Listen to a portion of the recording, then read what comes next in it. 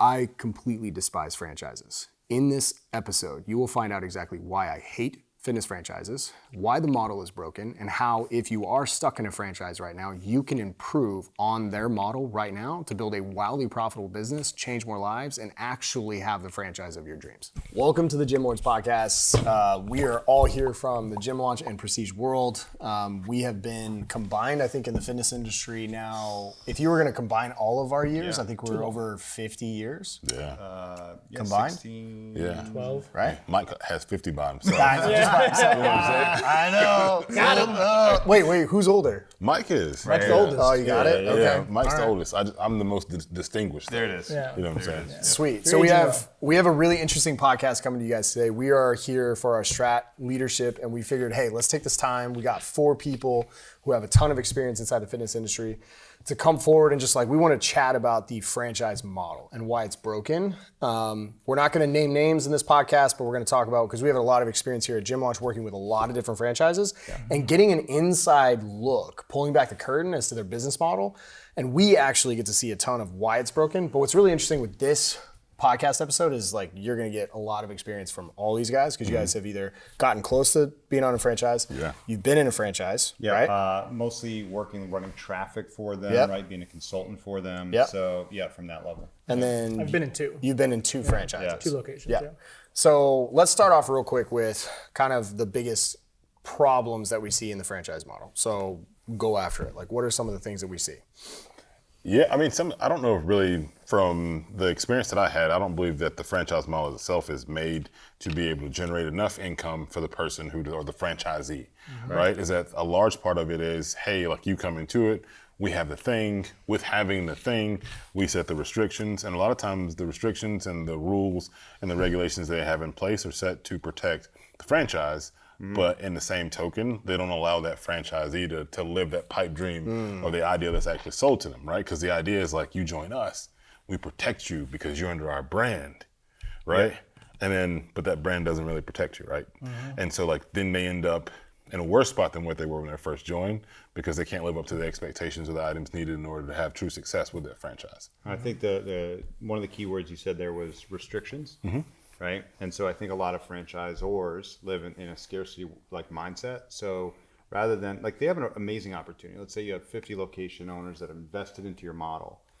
In one way, in one world, you could say, hey guys, let's try and make this thing collectively the best model possible, right? Anytime you see something that works with lead generation, lead nurture, sales, any processes, bring it to us, and then we can all collectively improve the model. But I think the restrictions that they place on them, oftentimes more it's you're not allowed to go out there. Yeah, that's counterintuitive in my opinion from a franchise standpoint. Because if I'm thinking about it and I'm running a franchise, right? Because we've thought about this before. This would be really easy for us to frankly start one and crush it. So if I'm thinking about it, if truly I'm running a franchise model, I'm incentivized to sell more locations first, but then I'm also incentivized to grow those locations, especially if I'm getting a rev share, which means that every location I open, not only do I get the franchise fee, but my brand continues to grow. But then I also get the opportunity for more reoccurring revenue coming in through rev share. So my goal should be to try to drive as much growth as possible and try to learn as much as possible so that my franchisees can be as successful as possible. So how does that get broken? Why is that? I don't truly. I just don't understand it, because if we're smart here and we started one, we'd be I want every single one of my franchises to make $1 million or more a year, 100%. Because then I'm making $100,000 or $60,000 or whatever, depending on what the franchise rev share is. But I'm making that per location, and then the LTV of that is stupid. You think there's a fear of if they discover something else, they'd follow someone else, they would break their agreement, they would break off from what do you think drives that? But if the model works and they're making enough money, they wouldn't go anywhere. Sure. That's the thing is so why are they stuck in that? Well, the first problem is that the franchisor, usually the cost to acquire a franchise is usually the same amount as the franchise fee or more. So they're usually negative on the acquisition of the actual territory. So now it's how fast can we get them open? Let's bypass all the things that matter, because if they don't get open, we're literally losing money on their customers. So the franchisees are the customers of the franchise, right? So they lost money to acquire them. We know that doesn't work in a small business model. It doesn't work in a large business model either. So the only way they can make more real money, right? Because 6% of 20 grand is nothing. They can only make more money by selling more territories. By getting 50, 60, 70K a pop. Yeah. So it's this vicious cycle of they want to grow and expand, and they think if I eventually get enough open, they'll actually make a profit. But they don't actually focus on building up each location. They just keep going wider and wider. Correct. And wider. And even if you think on restrictions when it comes to like the opening process as a whole, right? We've worked with, at this point, maybe 100 different people who are in franchises and working with them directly, and they're restricted in regards to like how many members they can have, what those membership bases should be like when they first get opened and going through that part of the process, and how with them having that puts a whole nother level of restriction. Just having the franchises, or having the territory is one part, but it doesn't account for the other amount of cash that's needed in order to truly get the gym open. Right. We're not talking about the maybe $10,000 to $15,000 that's needed when it comes to advertisement and those other pieces that are needed in order for it truly to be open. Where we've seen gyms open for far less than that because the opening model is so much better for them to be able to create cash on the front end. For zero. 100%, right? Well, make money. Make money before you're making cash on the front end, or we even, like we talked about beforehand collectively, is about being able to open up, and the gym basically pays for itself as you're opening up, because now you can afford to pay for everything in the gym based off that grand opening sale. Well, there's this like false belief that you must go into debt to open a business. And that is the thing that is sold by the franchise. It's like, it's normal, you're going to spend between $600,000 and $1 million to open up this thing, but you're part of this giant brand. It takes money to make money. Yeah, it takes money to make money. It's just not true. Everybody on the planet has $600,000 just lying around waiting to be spent. Right. That's how it works, right? Right. Is that I was too dumb. I didn't know any better. Well, this is what's really interesting too now. So now we're going into a different thing where franchises go after people who truly actually shouldn't be owning a franchise. So that's the point, right? Well, yeah. So, and here's what's really Because who does have 600,000? I had a good story about that too. Right. Yeah. And those franchisees look at the franchisor as their leader, their coach. And the problem is most of them don't even understand the business to the depth that they need to be able to be leading anybody, right? Whether it's, any of the core functions of the business, many of them don't even track the metrics that they should, right? So they can't even teach these franchisees what they need to do to build a strong foundation. Which is interesting because, like, I want to be sympathetic Yeah. or empathetic to the franchisors, right? When they start, because I want to believe that they started it with the idea of I want to change more lives, I want to give people the opportunity. They totally did. So my thing is, like, when I look at this, because, like, to be frank, I hate franchises. Fitness franchise. Like, frankly, I'm livid at them because the amount of broken gyms that have come to us from franchises that have been sold a lie and continually lose money every single month, and they're never given any help. Anytime we try to help them, they are pushed down and they're told, you can't do this. This is wrong. You shouldn't be doing this, when the only profitable gyms are working with us. And we've seen this year over year over year. Top 10% of all different brands. All of them. They work with us. Yeah. And it's very frustrating. We're not going to name names on franchises.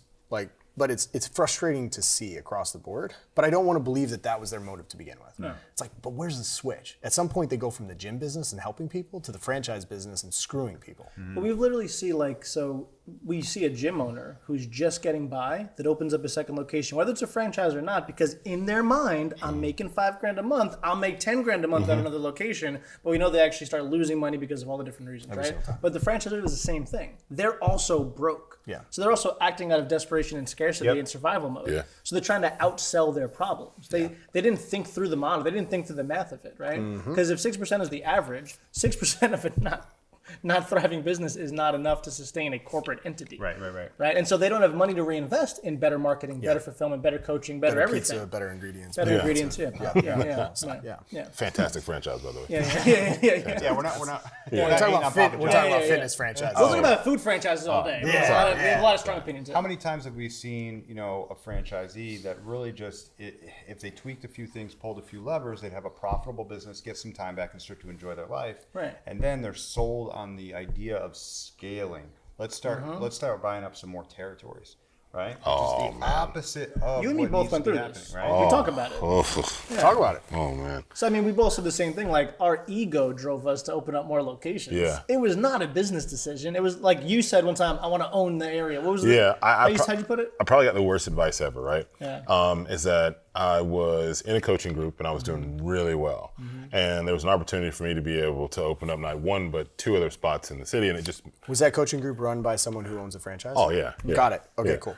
So like the whole point behind this and the push was like, hey, you're doing well. What you should probably do is that you should think about owning your county. You don't have to tell me twice. It's a Let's sexy do it. idea. 100%. You don't have to tell me. I'll be the king of the county. 100%, right? I'm the fitness king of the county, baby. Yeah. Kelly King of the Robinson, castle, 57 king of years the- old, right? Yeah. And so, obviously, the idea didn't work. Yeah. Obviously, it didn't What work. happened to your first location after you opened the second? Isn't You had that- 3 at one point. We had 3 at one point. So the way it works is there's a natural dip, right? Because no different than your kids. You got to pick. As much as a parent doesn't want to admit it, there's one you love more than the other. And the truth of the matter simply was that in opening up those extra locations, is that attention to detail and attention to success dipped completely. So where we were making $83,000 at one location, and it just made a ton of sense that I could do the same thing in other locations. Well, of course, you open up the first one, boom, 75 grand. Not a problem. We can still get where we're going. But you're losing on the second one already. 100%. Yeah, you're losing money. Losing on the second. The first one pays for the second one's losses. 100%. Feels great. Having conversations with the guy who was owning the franchises, and he was like, "Oh, just open up another one. It will catch you up. Keep it rolling. It'll catch you up. Oh, cool. I'll catch up. I'll be at 50. I'll be where I need to be. I can pick up the 20 that I'm missing here. Plus, I'll make my other 60 over there, so I'm good." Yeah, This one, the last one, never grew past $35,000. of course not.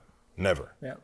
And the major lesson learned in the situation was number one, it was driven by ego. Yep. Without a doubt. Yep. Which is what I believe that most people who buy into multiple territories is. Yep. And I haven't seen a person, to be honest with you, that truly takes home the amount of money that we say that you should have Right. by opening up another location, or even having the ability to open up another location when they do so. I haven't seen that. And just to defend the franchisor for a second, right? Because what happens to them is they have the great idea. I believe Yeah. all intentions are Yeah. upright in the Yeah. beginning. Absolutely. But then they realize even if they're charging 10%, which most don't, it's like 6%. If it was 10% of an $80,000 a month gym, which we know that's the top 1% of gyms, period, whether franchise or not, are doing 80 grand a Right. month. Like that just Again. is what it is. That means they're making $8 grand a month. That's not a lot of money for No. the so then they And go that's someone that's crushing it. What's the Crushing. average franchise location actually? maybe pulling? 20 grand, right? So Maybe. so now they're making what is that like Two. Not even, right? Even if it's 10%, so If they're it's bringing less 10, than but 2 you're going grand. 7% probably. Yeah. Right. To be clear, though, we're talking about group fitness franchises. Large group fitness, yeah. Because there's the other side, which is health clubs, which, in my opinion, Yes. that's a way bigger Opportunity. outlay Yeah. of investment that's Yes. required Yes. in the Totally beginning, different and model. most likely also a better model long term. Well, it's a different ownership process too. Totally different. Yeah. Yeah, More totally sustainable. different. So we're clear. Boutique. Yeah, we're talking mostly boutique. class-based, session-based Yep. models. Right. But now the franchisor goes, shit, what do I do? Right? So they're like, okay, I need to sell merchandise to make more money, or I need to sell some type of online traffic to make more money. So they have to find new revenue sources through their franchisees to make money because they're not making money on their 6%. So now they're like, okay, cool. So if I move X number of t-shirts or hoodies or gear, right, stuff, I will make X. And now they're like, how do I make more? I need more clients. So the franchisor can only get more clients by having more locations. So the incentive structure for the franchisor is the opposite of what's good for the franchisee, and that's why they're always at odds and they fight and they hate each other. Yeah. Because they're not on the same side. They're not working together because the math doesn't make sense for either one of them. I'm curious for you in your coaching program. Did you have to pay more per location that you opened for that coaching program? Yeah. Got it. That's weird. Yeah, So that like too. the guy giving you the advice was incentivized Crazy how it works. to tell you to do that, even though you it was bought the territory. destructive. But he got a Pay discount more. on the second one, Cale. 100%. He got a discount on the third one too. 100%. And rather than spend Because money, you're family. Yeah. the franchisor can spend more money in marketing, whatever, to go acquire a new unique buyer. That costs a lot of money. Right. But if I can get Dave here to Yeah. just agree to a second, it costs me. There's no almost cost of nothing. acquisition. Yeah. So Right. now there's this kind of they like, to Ed's point, they need more locations, right? Need more bodies in need- their organization. Right, and the path of least resistance is to talk current franchisees into buying more territories, whether or not it's best Good for them. So we were working. They have no choice. Yeah. So we were working with a new franchisor for a new franchise, right? Like he had just started. The franchise itself has only been in for a couple of years, and then he had purchased a territory. So within person's territory, hadn't opened up the location yet. Right. Okay.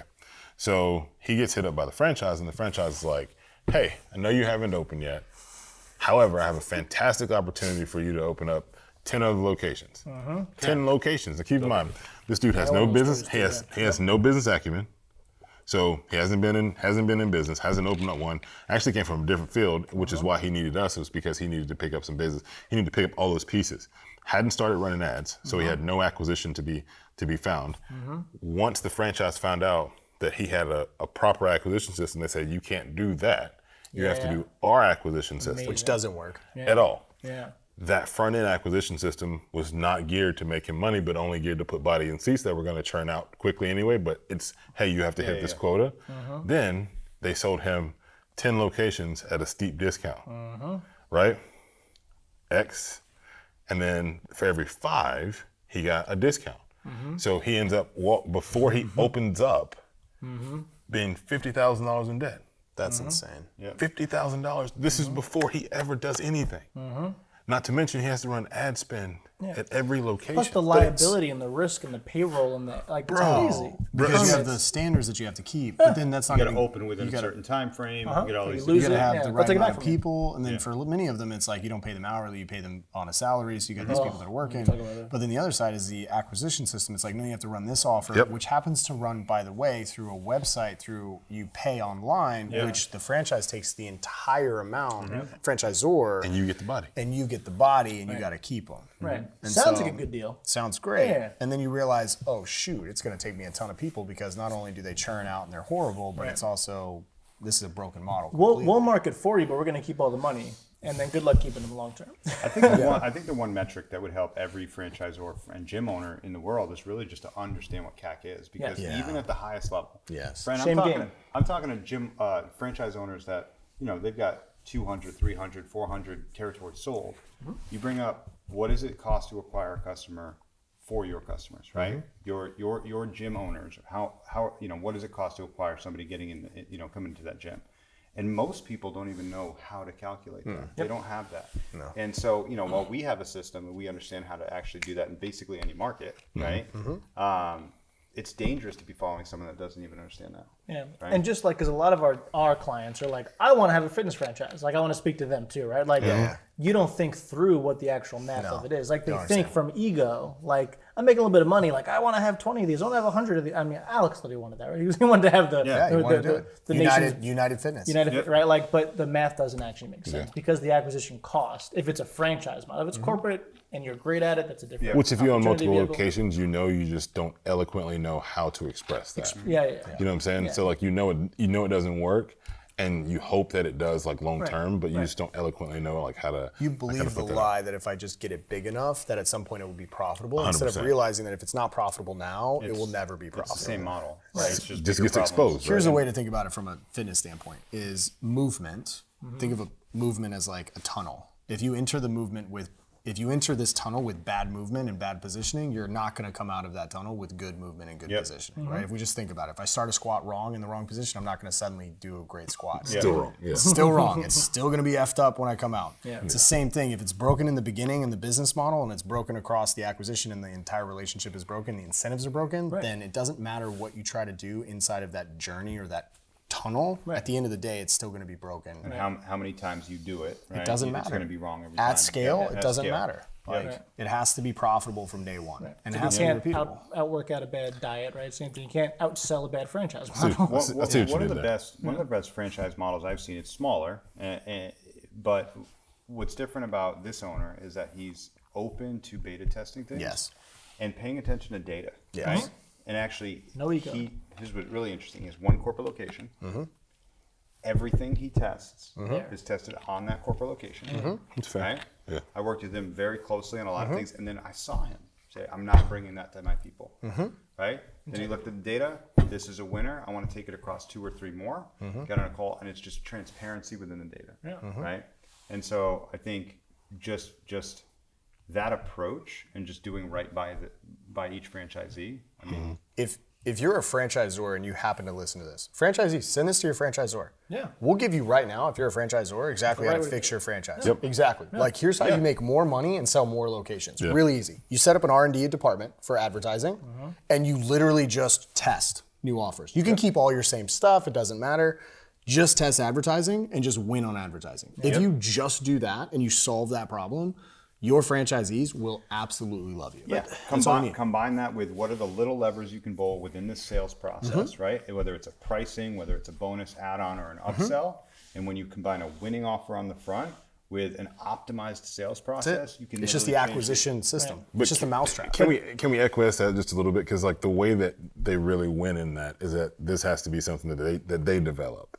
This can't be something that they borrow. Well, that's what I mean. It's that like, they borrow. or they can borrow from somebody else and just make it. Because the for thing they themselves, usually though. sell is the fitness modality is the thing they're buying, and the freaking color scheme. They're selling the brand. Yeah, Right. the brand, but the brand doesn't have an acquisition system. Yeah. Like acquisition is the thing, and so we've seen like flash in the pan successes with franchises because they did crack something in acquisition, but then they put no reinvestment in testing. They didn't innovate. They didn't, No just like every innovation. other company that succeeds, they have to innovate consistently. innovate. It doesn't matter. Especially, it's even more so today with the way consumers act and the way advertising is on different platforms. And so the only way to do that is to innovate consistently on, in my opinion, the main three. Because most gym owners, like the modality and the training stays roughly the same. If you want to add some lights and some music and some different stuff, cool. Like people need to move, they need to sweat, they need nutrition, they need accountability.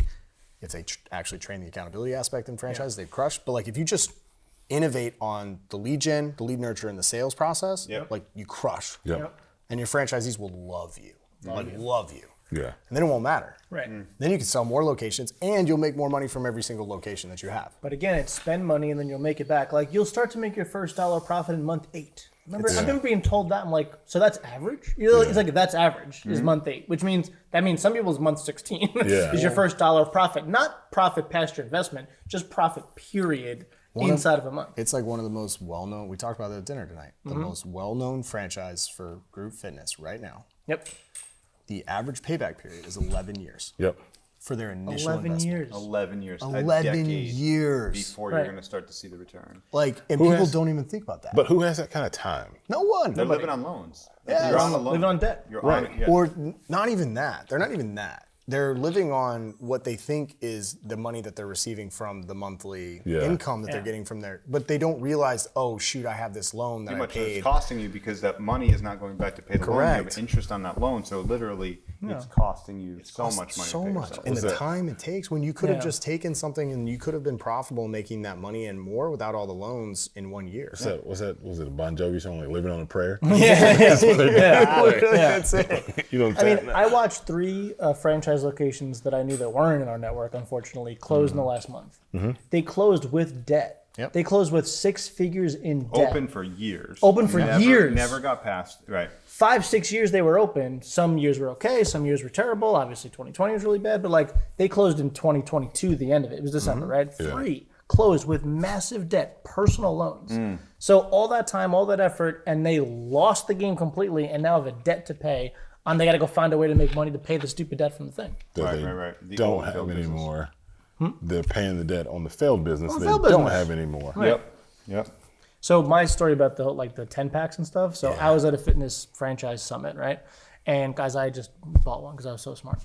And I'm sitting next to a guy, and this is when they kind of went from like they were growing slowly to growing really fast, right? And I sat next to a guy, and he was just a straight investor, right? He had money. And he sat next to me, and I was like, hey, where's your location? He goes, oh, I bought it. He's like a Texas. He's like, I bought a 10-pack. And I was like, you bought 10? He's like, yeah, it all seems really good. He goes, I just got one question for you. What is a trial offer mean? And I went, I didn't even know where to, he didn't know anything about the business model. He was just told, you give us your money. Yeah. We will open, we'll do it all for you. You just got to make the money. We just need the upfront investment, as if it's like a hedge fund. Right? Like it's not how it works. Like they're not playing with your money in the market, but that's the sales pitch, right? 100%. We got it all. The system's done. We'll even train your team. Like it was crazy. It's legit too good to be true. Right. Yes, it is. It is. Yeah. And the margins on a fitness business, let's be really honest, they're not that great. No. If you crush it, what are you making? 200 a year? And the ones that we If you see crush really it, well is 300 if you're like in the top 1%? Yeah. If you're in the top, I would say less than 1%. Yeah. You're making $300,000 a year. Because that means you're making $1 million with 30% net profits. Correct. And So that's $1 million top gym. 0.01% of gyms. Right. And you're extremely active. Yes. You're probably still selling. You're probably still involved in training the team. Like you're active. Super lean. Because we know Yeah. the average gym owner, just regardless, is taking home less than $33,000 a year. and that's when they're in their gym working hard. Working their asses off. Right. 60 to 80 hours a week. Now, take into account they have a franchise, they got franchise fees, loans, and everything else. How many franchisees have we talked to? And they're losing money. And I'm not going to lie. I don't understand how they live. I just don't get it. Because I'm like, you haven't. I ask the hard questions. I'm just like, where's the money come from? That for years they haven't made a profit. Years. Yeah. And I just don't understand. I'm like, how long are we going to go? Yeah. Because a lot of people, it's their retirement dream. Yeah. They had a corporate job. They have a nest egg. They got money in the bank. They worked really hard, but they want to give back. They want to have an impact in their community. They found fitness through something related to their personal transformation. But like that mid to late 40s type of person, right? Is like, I want to set myself up so when I retire from my corporate job in 10 years, I'll have a thing. And they're sold that dream, but they lose money for years and years. And once they're into it, and I think there was a time in my life, and probably you guys, that you actually don't know anything different. Nothing. Right. You don't know anything different. You're in too deep. You don't even believe that there's any other way. Dude, it's like freaking being in the mob or the mafia or like Yeah, drugs or you're anything in- else. You're in too deep. Like, I got no way out. Like, how do I get out of this? I'm in too Like, deep. I high can't. five. Yeah. I don't know where these lips are coming from. We're in here tonight. I mean, I didn't even know. I remember talking to Alex when my gym was doing well, and he's like, well, now's the time to sell. He goes, you got $1 million, and I go, you can sell these? Yeah, that's a thing. Because I never heard of anybody selling a gym for a profit. I never heard of it. I only heard of losing money and closing or like giving it to somebody. One of the first conversations that I ever had with Alex was about the gyms. And we went through the process, and I know I've told you guys this, and so we are. First conversation after I just got done telling him how dope that I was in this other group. You won't believe, man. I used to set all these records, and I'm selling this and this and this. I'll talk about that too. And he's like, cool. He's like, how much money did you take home last year? Well, I mean, like revenue-wise, we were straight. Like I was like, excellent. Oh, but cool. But how much did you take home? Him with the Kevin Hart bit. The way my bank accounts are set up. It's like, my checking and my savings. It takes a couple days to get over. You got this, though, right? So we do the song and dance or whatever. And he's like, well, how many locations do you have? And I'm like, oh, I got 3. And he's like, cool. He's like, I bet you. He's like, that one of them is the bell cow. Yeah.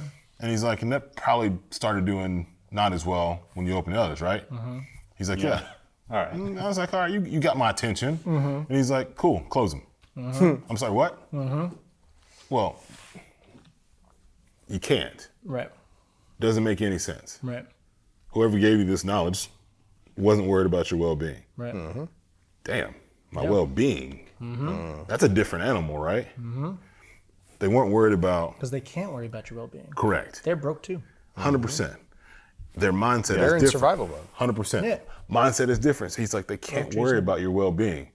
Whoever told you that is not worried about you, nor are they worried about what your overall success looks like. So close them. And on that, so we've had lots of clients that have multiple locations. Correct me if I'm wrong, you've been here longer. The only ones I've ever seen to go from losing and failing miserably to being successful are the ones that close the other locations. Close the other locations. We've never had a client That had multiple, that fixed them all at once. Nope, never. 0 times. Never. Out of 5,000 people, right? Like 0. And mostly had to break the model they were in. Yeah. Right? And follow Yes. advice on new pricing and new processes so they could optimize But their attention. business. You need your attention. Yeah, you need I can think of out of 1,000 gyms, right? I can think of one. Went from 5 locations to 2 locations. Dropped the franchise. Double down on our model. Right. So 5 to 2 worked. Usually it's like 3 to 1. That's usually Yeah, the but it's the form. same. It's Or the same 2 to 1. ratio. 2 to 1. It's the same ratio. Yeah. And so like Because they took their best people from all the locations, brought it back down, totally wiped clean the whole thing, started over, and was like, this is what we're doing. And 15% of clients from this one and this one go And to that one. they had the Yeah. base knowledge foundation that got them to here. Now it's just tacking on the right model Right. and then Correct. plugging in the right people. And then it was Correct. all of a sudden, okay, this is a lot easier. Right. Which is why like we at Gym Launch teach the right model. We're not talking about methods. We're not talking about all this. The business model matters. Yes. And the other thing that we care about more, this is really important. At Gym Launch, we care about the gym owner. Like our loyalty is to the gym owner, Yes. which is like when you come to an Inner Circle Live, which is a small group setting with gym owners, and we talk to them, how many have we told to just shut their gyms down? Immediately.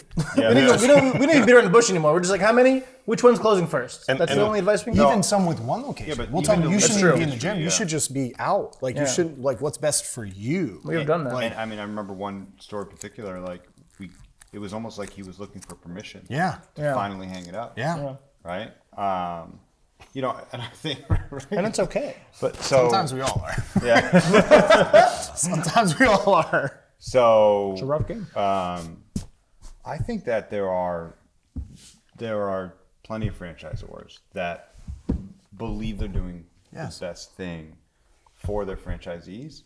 They don't know what they don't know. Yes. They lack certain skill sets, right? And so it's not anything like they're not doing this intentionally. Not you know what I mean? There's But another it's like- level not in to the this, beginning. though. There's another level to this, which would be the consultants that consult on franchises. Mm-hmm. And they're incentivized to help them grow, and they're selling them a dream. Of like, cool, we can package this up. You've got a great model. Cool, this can scale. Let's go ahead and put the packages into it. Let's go ahead and create this model that's scalable. Your brand, they talk about brand. Your brand will be recognized. It's going to be a household name. This is what's going to sell. And they're like, this is great. It's the same status. Own your county, own the world. Yeah. Right? Yeah. It's like, this will be your footprint. This will be your legacy. This will be what you have built. You'll take your model. We'll spread it all across the world. Yeah. And they're like, that sounds great. I have a great model, or maybe for one location. It's like, let's do it everywhere else. And then those people are incentivized for them to sell more locations just as much as the other person, right? Because the franchisor also has fees that they have to pay. They've got a whole bunch of stuff that they have to pay. And they've got a whole bunch of people speaking into them. And if they get acquired by PE, that's a whole different story. Now it's definitely like, it's just a totally different game. Yeah. But if you are a good-natured person, you want to have a fitness franchise that have all this impact in the world, you have to also understand the game that you're playing, which is if you try to grow too fast, if you squeeze people to open up more that are failing, like eventually what will happen is we see it around year like 3. Yep. Locations start to close. Yep. Right. So that first round of locations that didn't do so well start to close. And if you have too many locations closed, you legally can no longer sell can't even territories. sell. Yeah. And we watch that happen so many times. Like they blow up, they get all this investment, all this stuff, but the model's not there. Back to model and acquisition. And then literally they're closing left and right. And we always see like the franchise will then be like, they'll do anything to keep them open. So like they'll start giving They'll buy them back. They'll buy them back. They'll give them to anybody. We've seen people, the owner just gave it to the manager. Literally just gave it to him. It's actually Transfer them. And they charge for the transfer fees. going down right now. I can think of somebody right now that's happening. There's a couple that we know that's happening right now. Yeah. But I'm getting hit up by a couple different people from franchises right now that want to have chats because their top ones are coming to us and they're wondering why are they coming to you and what's going on, that are wanting to hop on calls right now and they're trying to figure out solutions to their franchises. Well, that's good to hear. It's great, but like here at Gym Launch, we have the history of trying to work with franchises, and then we go like we've had 3 Incentives. major deals that we've almost done with franchises to come in and help them and like help you rework your model, help train your teams, basically be your white label coaching. And what have we seen over and over though? Over and over, they're like, nope, can't do that. Nope, can't do this. Nope, can't do that. And Conflict of brand. And they literally on the meetings will say they don't give a F about their franchisees. Yeah. They have literally verbally said, we don't care about that. We don't care about them. We don't care about this. Frankly, this is what we care about. Yeah. This is why, like, I've just despise franchises in the fitness world. Like, I just can't stand it. It's our experience. Yeah. It becomes predatory. Even if you had good intentions to start, they become predatory over time. You know, one of the best things I think my mom ever told me was that a hard head makes us all fast, right? And that's just meant that when we're You have dealing, literally the best quotes. Like, literally. So it's I think like- you've had like 4 tonight, just like little one-liners, which are just the best. but it's literally like when you deal with those pieces as to where franchisees we're having these conversations, and it's like, cool, like how much longer do you want to endure this, right? How much longer do you want to endure this? And I think that like that plays a large role into it as to what we're absolutely able to do and how we can directly help them, right? But like if they're not willing to take the help, then you'll continue to get, like better terms, that ass whooped, right? And so at the end of the game, like we're not here to do anything but help, but hard head makes so fast. Back on like the keeping people in the franchise organization, I want to touch on like the status thing. Like I watched in one particular organization a leaderboard, like inside their group. The leaderboard was around how much merchandise was sold. They were the top merchandise seller of the month. While that specific location is losing money. But they sold like 12 grand in merch and they were the top thing. And then I remember asking them straight about this, listen, like just what's your margin on merchandise? They're like, oh, it's like 10%. And I'm like, so you're being honored because you made $1,200 this month on merchandise. Now the franchise probably made a 50 or 60% margin on that $12,000. Because they're finding ways to, to own that, right? Yeah. But they keep those like status-driven things to like you're the top person in this and you're winning because it keeps you in the ecosystem because your ego likes to be fed that stuff. Yeah, the public praise and everything like that, right? Yeah. I mean, we saw a lot of people. It's like, oh, they got 5 locations. It's like, wow. We thought like that's amazing. Like people on stage, I'm I could be like that. They're like, I know them. Right? They're struggling, and they have this huge smile. But it's getting awards. Yeah, they're getting awards for having 5 gyms that fail. It's crazy. I was on a call with a previous U.S. Olympian 3 months ago. Well known, very well known. On a chat about he's being courted by a franchise currently and wanting for him to start 2 locations right off the bat. Nowhere near where he lives, by the way. Nowhere near. Absentee. In locations where he doesn't live, being told that this will be the place, we'll build this for you, we'll do all these things. We just want you to be a part of this. And I'm sitting on this call and I'm like, no, like don't do it. Like I know the ins and outs of this franchise because we work with several of these locations in this franchise and we know how broken it is. And I was like, if you do this, you will have to be in the gym. And you can only do one location, and you have to be in it, and you have to work it. And I said, do you know why they want you? They want you so they can sell more locations because they now have an Olympian who they can use to sell more locations. Yep. Right. It's like, that's why. And he was like, really? And I was like, yes. You're an Olympian. Of course they want that. Like you're one of the most well-known Olympians ever in track and field for the United States. Like, yes, of course they want it. And once you sign your name, they have It's every right game to use over, you dude. for their Game over. marketing. It doesn't matter what you try to do, they will use it. Yeah. So it's just fascinating, man. Like, We've seen celeb endorsements for all types of locations and franchises. Yeah. I mean, there's a franchise right now which is getting sued by multiple celebrities for not getting paid out, and now they're crumbling. So, I mean, it's how it works. So again, it's just the model is broken, right? So it's like no one's necessarily evil, but like it becomes insidious over time. Yeah. I think it's a slippery slope. Like, it's a slow fade. It's almost but it's almost like the passing off of pressure, right? Yeah. They pass off the pressure from themselves. And they blame their franchisee. Blame them. Point finger. If only they listened to us and did that. It's like it's just they didn't listen to you in the first place because they get sold the don't change anything. We got it all figured out. I would love franchisors if they simply just took ownership over it and said that they love their franchisees, and if they simply just were like, we just need help. We don't know. Like, That's a whole I would do it different for free. scenario. Like, I'd be like, cool, because we care about gym owners. But like when they blatantly are like, we don't care. That's when I'm like, cool. Yeah. Like, we don't care about you. We will take all of them. We will help all of them, and we will have all the top franchisees working with us, which we do. Right.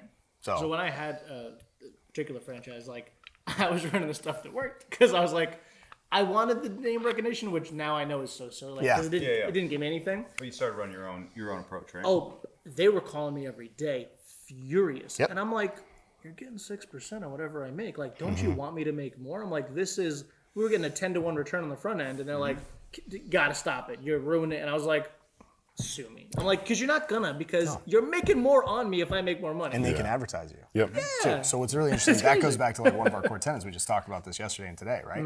Don't sugarcoat it. One of the pieces of it is it's not, you need to focus on what is right, not who is right. Yeah. And they care more about who is right, aka the brand, aka the franchise, rather than what is right for the individual franchisees. Yeah. Yeah. And my favorite is when they rebrand. And you got to pay And for they it. require And you got to pay for it. Yeah, but they sell the rebrand. Yeah. You're gonna make. I'm like, so new colors and a new logo, and that's gonna make you more money. I got to put new carpet, new Every 5 turf, years or every paint, 7 and do all this stuff, and I got to pay for the whole thing. Right. Yeah. Like, I'm losing money. What? Yeah. Yeah. And I mean, we can speak to the stats. Like the gym owners we talk to on calls, the ones that are franchises across the board are in the worst financial state. Yes. It's not even close. All I mean, of it. I talked to one Every single one. franchise last week, 3 different locations, same organization. One was losing $10,000 a month. One was losing 15. Was losing 20. And I asked all of them how long. They're like, about a year. And I'm like, who told you it was okay to lose money? higher startup costs combined with more restrictions combined with someone's hand in the pot. Yeah. Right? Is what we're talking about. That same franchise, we have their second largest grossing franchise, and the number one is their corporate location, which is their original founding location. And we're the ones that helped took their other franchise from $30,000 a month to over $100,000 or almost $100,000. Yeah. And to be clear, it's not that we have something that is It's not perfect. us. Like we adjust and change and pivot 100%. constantly. Well, I think that's part of it, Constantly. right? Is that they're stuck in their ways, Right. And of course, if they, in general, we're talking obviously pretty general. If they discover something, then it's okay, and they bring it to their franchisees. That's what we talked about earlier. The blueprint for a franchise. If you want to be good Get at an R&D department. get an R&D department and just go and just test. exactly, Test. especially in the acquisition, with the acquisition systems, right? Lead gen, lead nurture, sales systems, and just bring it to the people and help them make more money, help them acquire more people, and help them change more lives within the community, right? Because even right there, you have your future franchise owners, right? Yeah. If you really have an incredible product and you drive thousands and thousands of people through the doors of these buildings, that right there within that building is somebody that may want to buy into this this business opportunity, right? Yeah. But yeah, I think the R&D department is a great idea. Just do that. If you just did that, and you would see the fruits of your labor would be insane automatically because you would find things out, and then you would roll it out to your franchisees when it works. You take the things that work for 80% of the things, the place that you test, and if it works for 80%, it's going to work for most of them. Yeah. Roll it out, and then just keep innovating. Just find new offers, find new ways to find new mousetraps on the back end, find new ways to keep clients longer, find new ways to monetize on them. If you could make $100,000 as the franchise per location per year, like that sounds like a great business model. Yeah. And that's totally doable if you put your attention and resources in the right place. Yeah, not just trying to spread someone too thin. Like talk about Chick-fil-A all the time, right? Yeah. So like Chick-fil-A doesn't allow you to have more than one. Yeah. You can only have one. You're gonna make multiple six figures, right? Because the model is superior from all other models. High margin. But you're also going to work in it. But you're also going to work in it. Yeah. But that's the thing, especially in fitness. It's like the people that want to be in fitness, right? Not the investors, because we know that doesn't work, right? The absentee owner thing doesn't work. Yeah. But if you care about fitness and you're a trainer and you want to open up a thing, like if there's a model that actually works for you, you're happy to work full time in a job and take 2 weeks. Well, because it doesn't feel like a job at that point, right? And you're making really good money doing the thing you love to do, Yeah. and not stressed out about being in debt. Like everybody would win. Everybody would be happy. So it's possible. Yeah. It's just the incentives aren't aligned. The model's broken. The model's broken. Cool. Let's wrap it up. I like it. Appreciate y'all. Hopefully you found some value from this. If you are a franchisee, my suggestion would be actually share it with someone at HQ with your franchise. We'd love to talk to them. We'd love to help them for free and just give them insights on what we found. For those of you that would like to learn how we have helped really almost every franchise have built some of the top individual franchisee locations within most of the fitness franchises, especially when it comes to group fitness, hit us up. You can go to gymlaunch.com. You can book a call. We'll talk to you, figure it out, and help you guys grow and scale so you can ultimately reach more people, change more lives, and build a wildly profitable business, because you can actually change more lives and make a lot of money at the same time. Those are not mutually exclusive. So appreciate all of y'all. Catch us on the next one. Yeah.